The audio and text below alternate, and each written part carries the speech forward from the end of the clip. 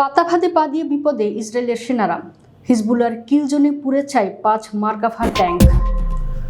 মধ্যপ্রাচ্যে এখন কেবলই দখলদারদের পতনের শব্দ। একদিকে ইরানের ট্রু প্রমিস 4 এর বিধ্বংসী মিসাইলের আঘাতে যখন ইসরায়েলের আকাশ প্রতিরক্ষা ব্যবস্থা ধুলোয় মিশে যাচ্ছে, ঠিক তখনই লেবানন সীমান্ত থেকে ধেয়ে এলো আরেক অশনি সংকেত। এবার লেবাননের মাটিতে ইসরায়েলি বাহিনীর জন্য পাতা মৃত্যু ফাঁদে পা দিয়ে চরম মূল্য চোকাতে নেতানিয়াহুর সেনারা।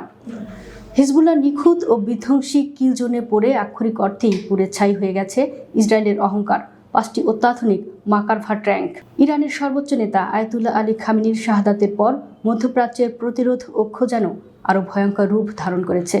খামেনির শাহাদাতের পরপরই লেবাননের প্রতিরোধ গোষ্ঠী হিজবুল্লাহ ইসরায়েলকে কড়া বার্তা দিয়ে জানিয়েছিল তারা আবার জেগে উঠেছে, আর সেই বার্তার বাস্তব প্রতিফলন দেখল বিশ্ব।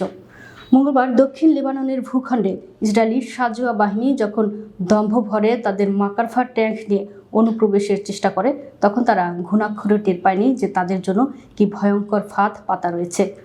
সংবাদ মাধ্যম আল জাজিরার প্রতিবেদন অনুযায়ী দক্ষিণ লেবাননে ইসরায়েলি বাহিনীর এই আগ্রাসন রুখতে হিজবুল্লাহ আগে থেকেই একটি নিখুঁত কিল জোন প্রস্তুত করে রেখেছিল।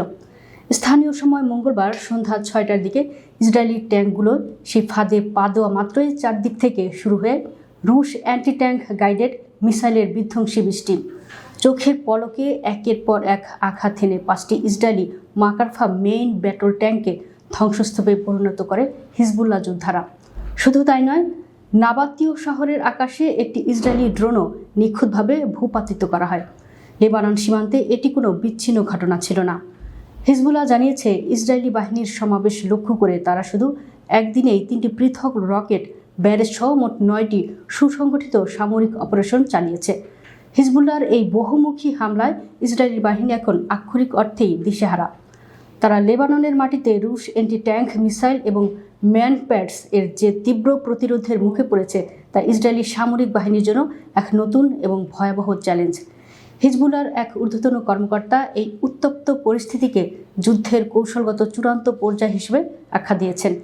তিনি কড়া হুঁশিয়ারি দিয়ে বলেছেন, আমাদের ধৈর্যের সীমা ছাড়িয়ে গেছে, প্রতিরোধে ফিরে যাওয়া ছাড়া আমাদের আর কোনো বিকল্প নেই। তারা এই বক্তব্য স্পষ্ট ইঙ্গিত দিচ্ছে যে এই হামলাগুলো কোনো সাময়িক প্রতিরোধ নয়, বরং এটি ইসরায়েলের বিরুদ্ধে এক দীর্ঘস্থায়ী এবং রক্তক্ষয়ী সংঘাতের সূচনা। নেতানিয়াহুর পরিণতি নিয়ে যখন চরম রহস্য, আমেরিকা যখন তাদের ঘাঁটি ছেড়ে পালাচ্ছে, ঠিক সেই মুহূর্তে হিজবুল্লাহর এই কিল জোন ইসরায়েলের অস্তিত্বের কফিনে আরও একটি বড় পেরেক ঠুকে দিল। আকাশপথে ইরানের হাইপারসোনিক মিসাইল আর মাটিতে হিজবুল্লাহর অ্যান্টি ট্যাঙ্ক মিসাইল, সব মিলিয়ে ইসরায়েল এখন চারিদিক থেকে অবরুদ্ধ। লেবাননের মাটিতে ইসরায়েলের অহংকার মার্কাভা ট্যাঙ্কের এই করুণ পরিণতি বিশ্বকে জানিয়ে দিচ্ছে দখলদারদের দম্ভ এবার চিরতরে মাটিতে মিশে যেতে বসেছে।